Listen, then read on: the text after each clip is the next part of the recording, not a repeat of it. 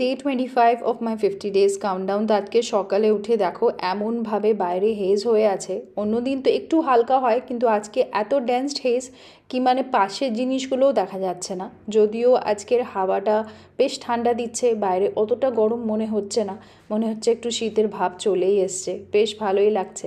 তো আমি just plan করলাম কি একটু বাইরে থেকে ওয়াক করে আসি, যেহেতু কি ওয়েদারটা খুব ভালো ছিল। আর এই প্যাকেটে আছে আমার একটা নতুন ড্রেস, যেটা পুজোর জন্য আমি অর্ডার করেছি। পুজোর পুরো শপিংগুলো আমি একটা আলাদা ভ্লগে তোমাদেরকে দেখাবো। এই কয়েকদিনে রান্নাবান্নার মাঝখানে প্রচুর ক্রকারিজ বেরিয়ে গেছিলো, প্লাস মাঝখানে আমাদের বাড়িতে গেস্টও এসেছিলো, সেই জন্য অনেক কটা বাউলস আর প্লেটস বেরিয়ে গেছিলো।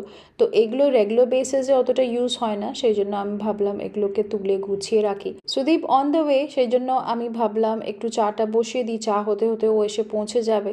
আর এই দেখো অফিস থেকে ফেরার পথে ও নিয়ে এসছে KFC।